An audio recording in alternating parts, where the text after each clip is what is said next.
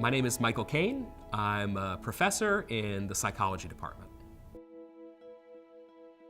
I'm a cognitive psychologist, which means I do primarily laboratory-based research on human mental processes involved in intellectual capabilities like perceiving, attending, remembering, comprehending, reasoning.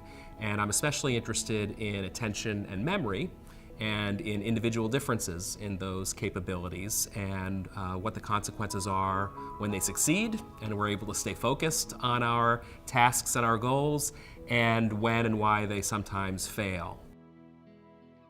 Our work has been of interest to granting agencies, in part because these kinds of attention memory capabilities that I've been interested in often go awry in many kinds of clinical disorders, from depression to schizophrenia. So we've been able to argue that we can help understand some of those problems, some of those symptoms and difficulties that people experience by understanding at a basic level how the cognitive system works.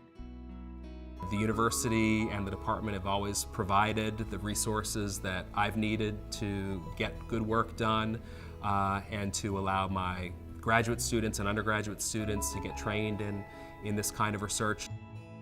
The psychology department in which I work has outstanding researchers and, again, a long history of people doing great work. So to be recognized by my departmental colleagues and then by the university at large is very rewarding.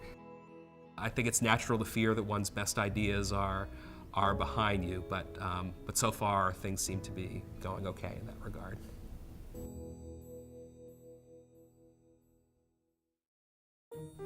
My name is Silvia, and I'm in the Department of Psychology, and I'm an associate professor there. I'm probably best known for my research on interest and curiosity, and we do a lot of work on what makes things interesting, what makes things boring, what kinds of people tend to find things interesting. And from that, it grew into a lot of research on the psychology of aesthetics, creativity, and the arts. So what kinds of people are creative, what are creative people like.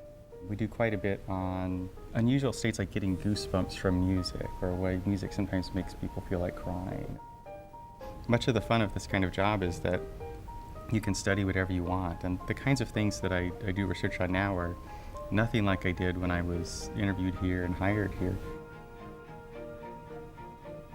We also do quite a lot of work on just what you might call the psychology of everyday life, where you study people as they walk around in their everyday world. So outside of the lab, like just what people's idiosyncratic everyday lives are like. And some of this we do with sort of biological methods, where we hook people up to freakishly expensive and really fun cardiovascular monitors. So they spend the whole day wired up with electrodes, because nothing says science like electrodes, and you can observe them physiologically and get sort of reports of what their days are like. Much of the time you do research, it's just you and a couple friends and some students week in and week out. It's nice to sort of step back and see that other people appreciate it.